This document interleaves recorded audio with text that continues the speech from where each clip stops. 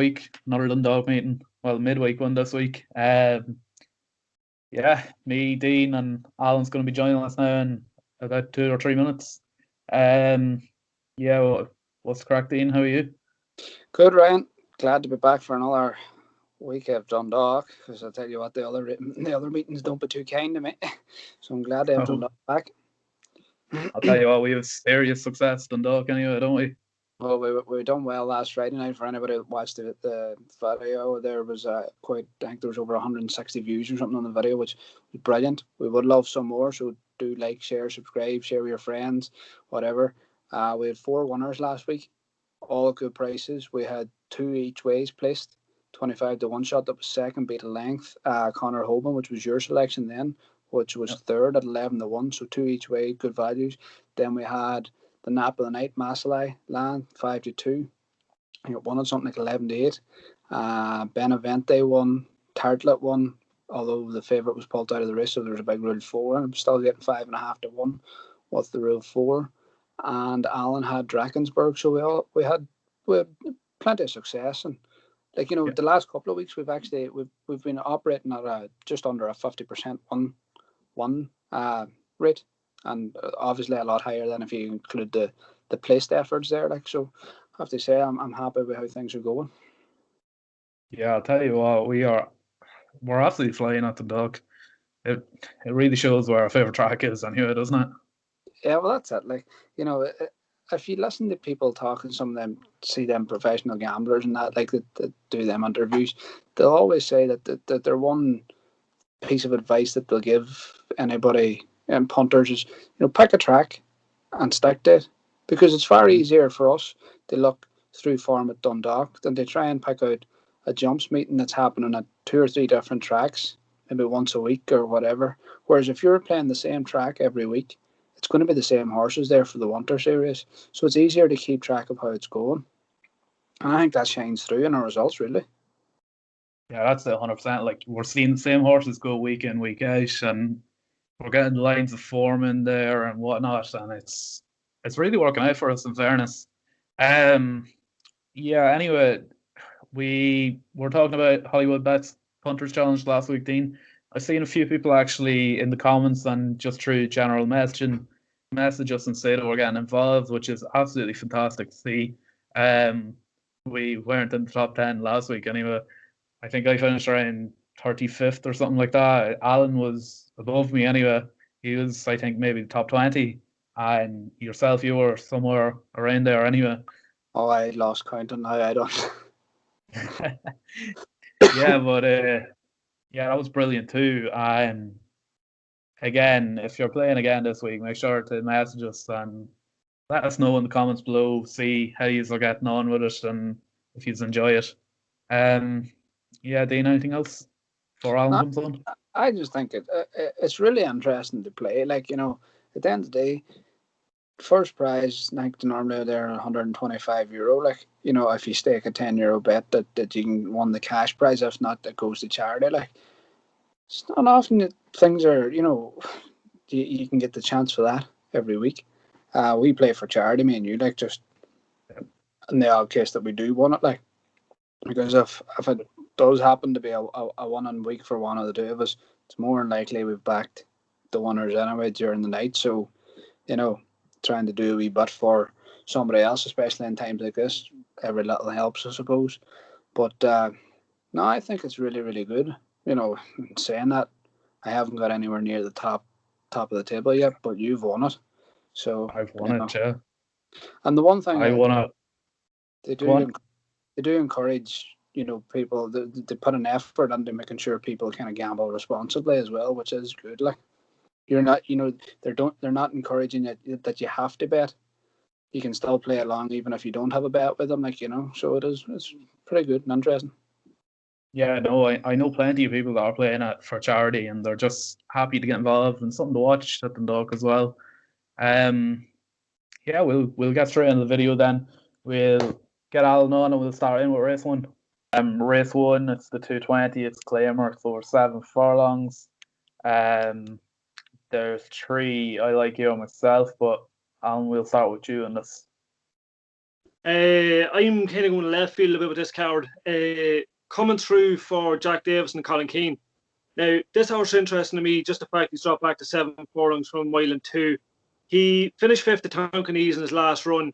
Like, he ran out of petrol around the 2 pole, so he won over a mile, Claymore back in November. He's a Group 1 winner, actually, from Doomben in Australia. Came with a high enough reputation here. Like, he's probably going to land another Claymore soon enough. Could be a decent price whenever we get prices tomorrow evening or late into Wednesday. But I keep a good eye on coming through in this race. Yeah, I suppose I'll start with the first one of mine. Raphael, I do like. Came 4th of 4 on Friday over 1 mile 2. Steps down 7 furlongs here. Hasn't ran over 7 furlongs since 2019. And in fairness, wasn't too brilliant back then. But did come up against good fields when he was going over 7 furlongs. Last win was over a mile in a Claymore here in January. Yeah, for me, it's probably a second choice one here. But my first choice in that would be Tony the Gent for sure. Should have run a massive race. Never in treat runs awfully. And look, loves Claymores here at Dundalk. Has been running in plenty of them anyway. Back down 7 furlongs where he's won twice at. And yeah, I think Tony the Gent's the one to beat here. Yeah, we're not on the same tonight. For Wednesday, I'm going for Turbo Command. Back down to 7 furlongs, ran over a mile the last day, 1 over 7 before that. 7 is probably his ideal trip. Likes to go from the front. He's got good strong pace, Adam Fire back and board. I'd imagine he'll go forward again, make the running. He's in a lot more camera waters on Wednesday in this Claymore than he has been the last twice, so I would expect him to be thereabouts again. The other one I was looking at there, Erican, if it gets in, ran a stormer on Friday night in the apprentice race behind Masalai. Now that's pretty decent form. It's in there off bottom weight, and the jockey's claiming £10, so it really makes it featherweight, like it'd be riding off 10 stone something, or 7 stone something on the high 7 stone. So that alone should bring that into contention. Yeah, there's one horse there. Obviously, there's no prices out yet as we're recording, like Alan said. But there's one horse there that I think will be a big price, Cyrus Dallin. Look, Cyrus Dallin's been absolutely brilliant whenever he runs, and you'd usually see him in the summer running over the big handicaps. And most recently was out over hurdles. I think Cyrus Dallin has a good each way claim here. It's his first run back from wee break, so I hope I'm right in saying that. But as we don't know any prices yet, so could be too short or could be way out there. Who knows? Yeah, we move on to the second race. It's 255. It's over 6 furlongs. This one, I cannot pick him here, lads. Pillar, from the Aidan McGuinness yard. Keane McRedmond's claiming £7. That for me makes him very attractive here. He's also drawn in stall 1, and look, if he's not there come the finishing line, I may just give up. Finished 3rd behind Sunset Nova that night. I took Sunset Nova up. And yeah, look, I just can't see Pillar getting beat here at all. I genuinely don't know what'll be happening if Pillar doesn't win. Yeah, I'm torn between 2 in this race, but I think I know what I'm going to go with. I'm going to go for Alice Milligan. I mentioned her last time out as well. She had a poor draw that night. Colin Keane was on board, which kind of caught my eye back down to the trip. Colin Keane keeps the 5th here. Hasn't got the best of draws again in stall 10, but it's better than what it was the last time. I'd say she could be a fairly nice price. I think she was about 7 or 8 to 1 the last day. She could be something similar here. She offers good value. The other one that caught my eye was Annabelle Rock. It's behind Slade Runner, who was just behind Erican and Masalai on Friday night. And I think Gavin Ryan's on board there, and he rides most of Aidan McGuinness's, so it's interesting to see him there for Natalie Lupini. Yeah, just for me, I'm probably going to say a bigger price again. John McConnon's Bellick. Just looking at this or the form of this horse, won 3 times at Dundalk, out of form in last seen, but fairly dropping down the weights now to a walkable mark. 104 pound higher back this time last year in January 2020. Now, Siobhan Rutledge is going to be on board claiming 7. This horse doesn't have a bad record fresh. Like, if we go back to, look, it was around the COVID pandemic time last year, it resumed back and finished third at Nav and went on to win next time out. We haven't seen this horse, I think, at 68 days. Like, the thing for me is, could be a big enough price. Wouldn't surprise me if it ran well. What distance is that race? Does any of you know? 6 furlongs. Yeah, 6 furlongs is Bellick's trip as well. He's been tried over a few. He's been tried over the 5 and doesn't seem to suit. I think most of his ones have come over that 6 furlong trip as well, Alan, so that might not be a bad shout. Yeah. Bellick has new owners too, doesn't Yeah, it's changed the colour. Oh, yeah. Yeah, it could be a good shout there in each way price, Alan, if he is big. We'll move on to the 325. It's a 1 mile 4 handicap. Look, Oisin Orr's back, lads. Now he's riding for John McConnell here, Arctic Blaze. In stall 5, I reckon she has an absolute huge chance. Finished second in her last 2 races. The last race there was behind Macban City, and we were all fancying Macban City in that race, and Arctic Blaze finished just ahead of her in second. Top Line Tommy did win that with Colin Keane on board. Look, Oisin, this is his 3rd ride, I think, since he came back from abroad. He rode there on Friday, and he's riding one just before this race as well. Yeah, for me, Arctic Blaze wins this for John McConnell. Go on ahead, Dean. Yeah, well, funny that, Ryan, that you mentioned this bit, or thingy.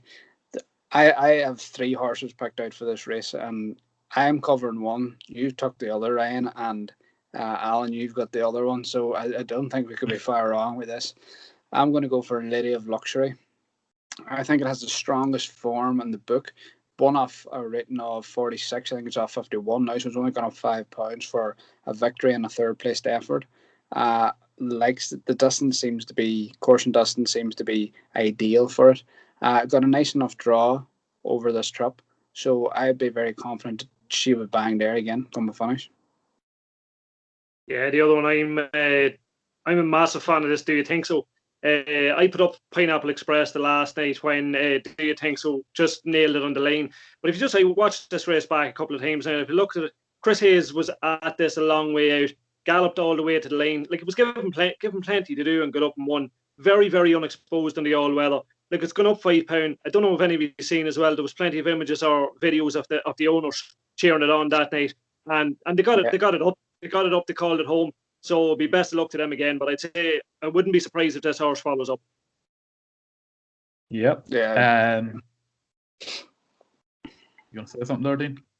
No, I just says I wouldn't be surprised either if it followed up. Like, it's probably one of the better. It's probably the better race of the night, actually, to be fair. Yeah.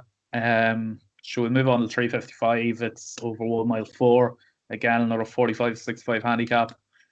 This should be between 2 horses, really, shouldn't it? Macban City and Chateau Massar. If Macban City bottles the start, as he has been known to do so, I say it's Chateau Massar's race to lose. Chateau Massar with Chris Hayes looks to be an awful lot safer bet than Macban City anyway. And look, he's a proven winner. The step up in trip probably is a little bit of a concern. Whereas the likes of Macban City, we know, will finish with an absolute rocket off his arse. Like, yeah, I couldn't be in any more of an agreement with you. I think personally it's a 2-horse race. The thing that puts me off Chateau Massar is the step up to mile 4. It's done as 1 and over a mile 2. Almost it's a mile 3 really. Macban City is very frustrating. Like, I mean, I missed the race the last time and I watched the replay, and whenever he blew the start by 20 odd lengths, I turned the phone off, and then whenever I was seeing the results, then later on that night I seen he was third, and I was like, how did he finish third from where he was at? This horse stays all day long and will pick horses off all day long, but he just needs to get a start. That's what lets him down massively. I'm going to take another chance on him. I think it might not be great value. I would say it'd be in and around 5-1 or shorter, maybe. Worth another go because he's been banged there. He will win one shortly, and I think it'll not be too far away. Yeah, I'm in agreement on Macaban City. I just think, like, on looking at this race, he's a bit of a handicapper from 8 mile. Like, he's been, we know what he's doing. He's leaving them, giving them a furlong start. Like, and he's running on. He's only gone up £1. Now, if he was to go and win, he's going to get £6. If he go and wins even impressively, he goes up even more. He's getting beat that length and a quarter, 2 lengths. Like, look, we know he's slow away. I just have a funny feeling that he might just get out. He's drawn 4 this time around. I just think he might just get out and sit in behind them. Now, like, if you look at the last couple of his races, Mark Gallagher to make up ground on the wide outside, he's not gonna have much to do on the inside here. He might just have to let him travel away. Yeah, plays handed. Yeah, that's fair. And like we know he has bundles of speed when he gets going. Yeah, I do think it's between the two of them anyway. We'll move on to 425. It's over mile 2. For me, I want to see Darkened win this. It's his first time ever going on the all-weather, but by God, he was impressive over the latter part, I suppose, of the summer. He won. He ran twice at Galway, finished first and second. And I'd absolutely love to see him built up here at Dundalk. Joey Sheridan's riding him. And yeah, I can't wait to see this fella go. Yeah, I think I'm in agreement with Alan on this. Whenever I think made Drakensberg was a winner there on Friday night for Alan, and I think the way like that I didn't fancy the horse on Friday night surely because of the way it ran before. But whenever you seen what Siobhan Rutledge, the way she rode him, that was a dream partnership. That was a match made in heaven. There, I mentioned it before on a couple of shows. Like the way she rides horses is exceptional. She's got a set of hands that just switches them off, and it's unreal how she can do it. I think he won with plenty in hand the other day. As she says in her interview after, she was told not to get there too early. She didn't. She dropped him near enough on the line and came there absolutely cruising whenever the other two were off the bridle. So I'd say she's going to be hard to beat. The other one that caught my eye, and that was that Ballycairns. Chris Hayes back on board.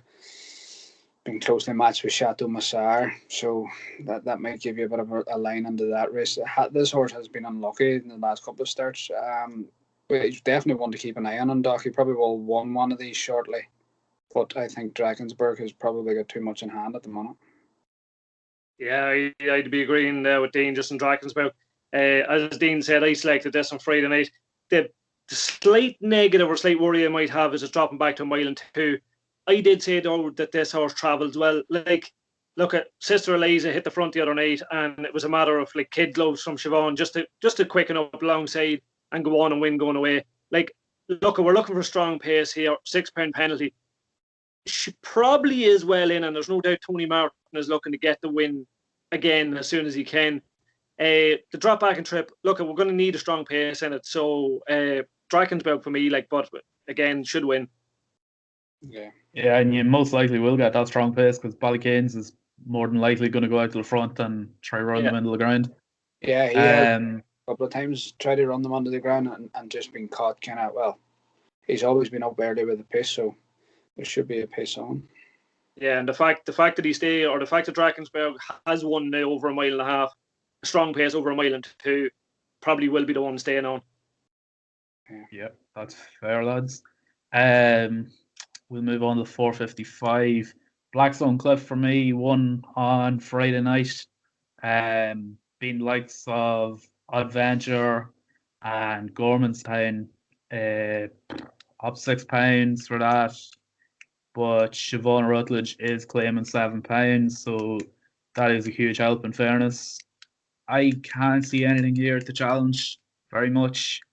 And then again, if Shadow Massar does win that 355 race, that will boost Blackstone Cliff's form massively because he did finish second to Shadow Massar 2 starts ago. So. Yeah, I'm in agreement with you there. Blackstone Cliff, I put him up as a nap. I think it was 2 weeks ago, Ryan he ran. 2 weeks ago. Like, he's absolute. Uh, you could call him the winner a mile out. Emma McNamara gave him a good ride, came down the outside, picked him off late. After John McConnell was interviewed and that horse was in the sales, and he was actually hoping somebody would buy it to keep it in the yard, but I don't think it was actually sold. It didn't meet the target price that they were looking for. So it's back in with John, same owners still. This horse could give them plenty more good days out. Yeah, I think he's good enough to do it again. Yeah, I'm going to go look at, again, as we say, we have no prices, so it's a bit of a blank copybook here walking off. Just an interesting one, the Alpha Man. First run now, I think, for Seamus O'Donnell. This horse used to be Richard O'Brien. Now, I went back just scouring through his form. He was backed on debut from 12s to 5s, just on his debut, finished behind Plum Perfect at Dundalk. Then he was third to Hurricane Cliff next time out at Goran. Now, just if you look into that Hurricane Cliff form, we've seen that horse actually be Captain Kangaroo at Naas over hurdles on Saturday. This horse hasn't been seen since August. Might be just interesting to see what the new yard can do with him, and I think he's gelded as well. So it'll be one that I'll be keeping an eye out, see if there's any money for. Yep, that's the one to be keeping an eye on the market for. Like I said, we don't have any prices at all, so we're purely going off form and whatever. Yeah, instinct. We move on to the 5:30. It's 1 mile maiden. In fairness, there's very little to go off here in this one. But for me, the daughter of Galileo stands out for Barons for Jesse Harrington. She'll be winning, I suppose, on paper, in my view, anyway. That first run, she came sixth behind the likes of Pros, Kasalka, and Shamina. And yeah, for me, not much to go on, but for me, I think this one wins. Yeah, I'm going to go for Salinta, I think it's pronounced, for Luke McAteer. This horse was given a good ride the last day by Luke as well. Finished third, was unlucky.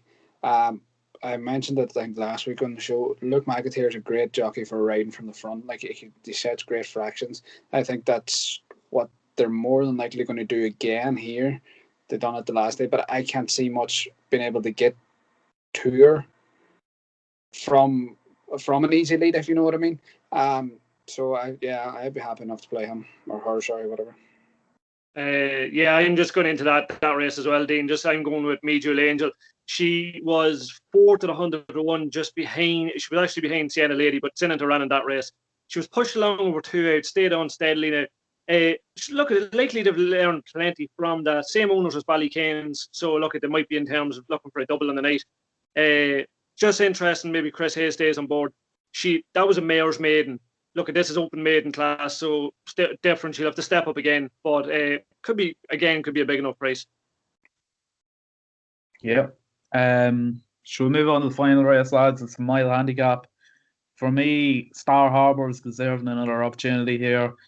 Seems to be getting better with each race, really. Finished third last time out behind Dallas Outlaw and Rocky Sky, and finished ahead of Barrettstown, who's also running in this race. I know Falsteron for Joseph is in this, and in fairness, looks a big threat. But for me, Star Harbour is the big one. Yeah, I put Falsteron up a couple of weeks back in a 5 furlong maiden. It was his first run since switching from Donicus to Joseph's. It was supposed to run there in an apprentice handicap, I think it was, or it was supposed to run there on Friday night anyway. I'm not 100% sure what race, but it was declared a non-runner because it was off feed. Luckily enough, there was a race for it, on Wednesday, and 8 horses on it, which would be in my eyes an easier opportunity. But what's interesting is this horse was, and this first run for Joseph was running on a 5 furlong race. It was off the bridle from the get-go. As soon as the stalls opened, Declan McDonough was riding it along, and he did so the whole way up the straight until about the furlong out. They're nowhere near had the pace for 5 furlongs. Could have been just out for a run. Should strip fitter for that. Up to a mile here, I think this could be a bigger price and could be one to watch and even bet each way. Yeah, well, I'm in agreement with Ryan, just with Star Harbour. Handicap mark 75. like, look, we have 3 runs now. We're in a handicap mark, or like we're in a handicap. Third the Rocky Sky, Devils Outlaw last time. We seen Devils Outlaw on Friday finish behind Benevente. Again, that form just questionable enough. Look, I think Star Harbour, I'd be happy to give him another chance. I think the handicap mark 75 is just probably about right. Probably a pound above and below it, so he probably should go close.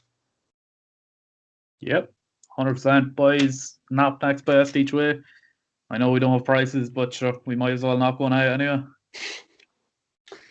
I'll go first then. Nap, Blackstone Cliff again, do me.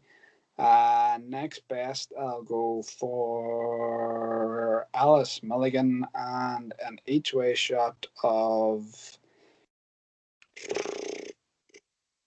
Falseron. Yeah, well, I'll nap up Drakensberg. I think we should probably follow up. And next best, Macaban City. I'll just give him one more chance. And then probably the each way, I'd say the Alpha Man's the one I'm most interested in probably on Wednesday. So it'll be interesting to see just what he opens in the mark. Yeah, for me, I'm going to nap up Pillar. Next best, I'll give it to Blackstone Cliff. I'll agree with you on that one, Dean. And the Asia, I'm going to try Cyrus Dallin in first. Yeah, good stuff. Right, boys, that wraps that up. If you did enjoy it, be sure to like, subscribe, and tune in for Fridays.